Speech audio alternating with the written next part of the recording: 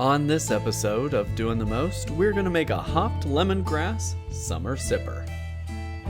Homemade brews and various how-tos, everything from mead to roast, bake creation, fermentation, inebriation, doing the most. The goal for this low-alcohol session mead is going to be for it to have floral and citrus aromas. For this mead, your ingredients list is 5 pounds of honey, 2 oranges worth of orange zest, 10 or more large stalks of lemongrass, a hunk of fresh ginger, 2 ounces of Citra hops, 4 ounces of maltodextrin, water to 5 gallons, and for our brew, we're using D47 yeast, but any brewing yeast should work well for this. So I went down to the local Asian market, picked up some oranges, lemongrass, ginger, and then I'll use Citra hops pellets and just some standard clover honey. I recommend this zester. It works really well to take off that first layer of zest, and I'm just zesting 2 oranges here, and the zest will go into steep after our boil. So as you can see, that's about 20 grams of orange zest.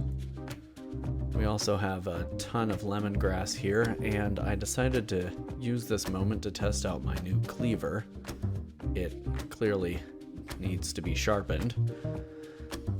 And we're basically going to try and break up that lemongrass a considerable amount so those oils and esters start flowing out of the cell walls.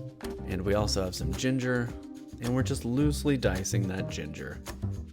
And that looks like about 85 grams. Like I said, we're going to do a boil for this, and this is kind of an experimental mead, so I didn't really know how this was going to end up, or if this was going to be enough of certain ingredients like the lemongrass. I did decide to put about 4 ounces of maltodextrin in there to give it some chew, and then right at the beginning of the boil, I put in 1 ounce of Citra hops.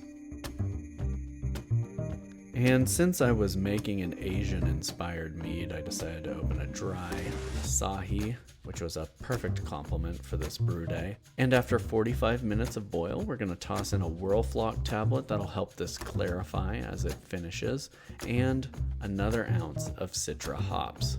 Here I'm using the hops basket so I can easily strain that stuff out.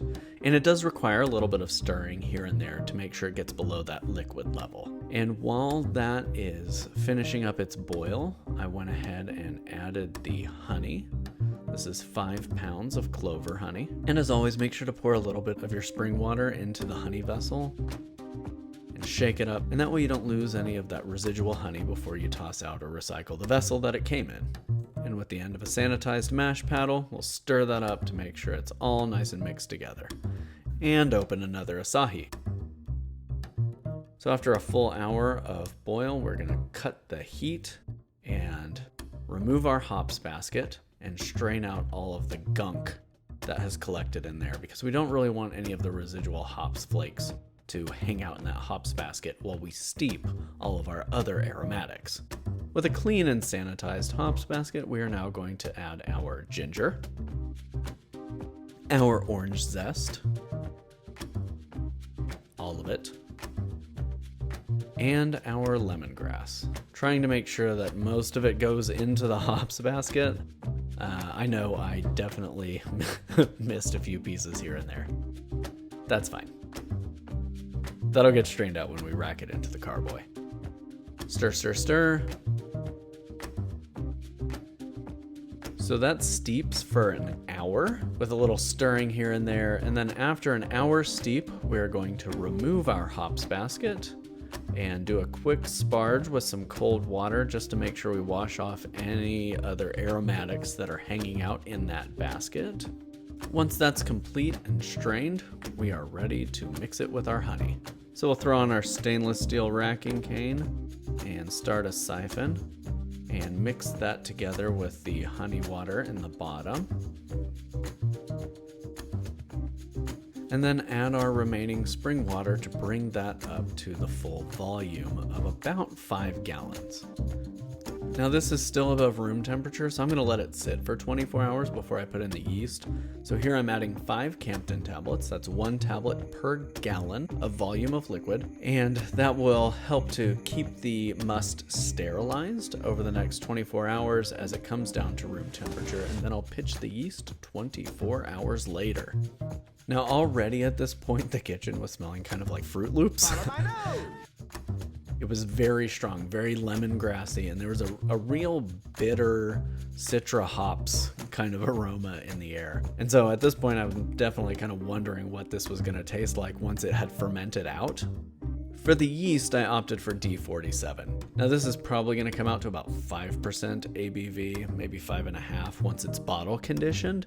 D47 is going to do its best to maintain the fruity floral aromas and esters in there, but also cut through it really quick. And legitimately, this fermented out in about a week. So here we are 24 hours later. You can see that we are at 1.045. So we just need to pop the top on that and pitch our yeast. Shake, shake, shake. And this green monstrosity will go away for about a week to ferment. And you can see it took off real well. Nice good CO2 release on this, but not overly aggressive in its fermentation. And then here we are a couple of weeks later. It has completely fermented dry down to 1.0. And I took a taste of this the day before, and it basically tasted like hops water with a little bit of honey on the back end. So I ran over to the Asian market and got more lemongrass. And I decided that I would do a kind of dry hopping of lemongrass in this to impart a little bit more of that herbal aroma. To make sure it's sanitized, I decided to go ahead and do a boil with about a cup of water. And both the lemongrass and the water I boiled it in are going to go into the carboy. Also, I'm using a bag for this, so I made sure to throw that in the boil too, so that way it's also sanitized. So I let that boil for about 10 minutes and then popped the top on the carboy, slid my brew bag down inside, and stuffed it full of hot lemongrass. Once I was done with that, I took that lemongrass water and slowly added it to the fermenter. And a couple weeks later, it is crystal clear. You can see me through it. So I decided to remove the lemongrass in the bag, take another taste, and then let that all fall to the bottom so I could bottle it. Now this taste had a bit more of that lemongrass essence to it.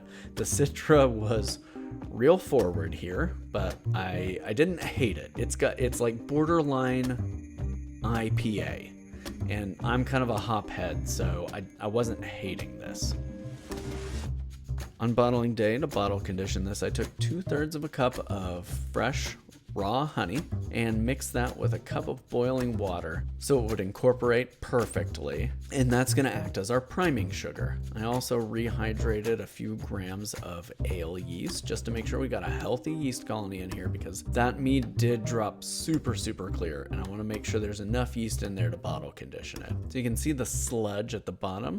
We're going to rack that off and into a bottling bucket, making sure to add our priming sugar, which is that fresh honey, into the bottom. And that whirlpool action, like always, is going to mix that together so it's a nice homogeneous mixture.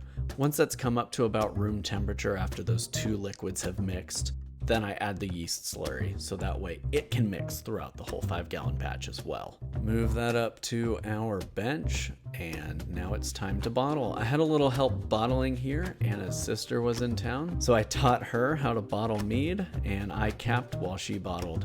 And then I was able to get one final taste in here.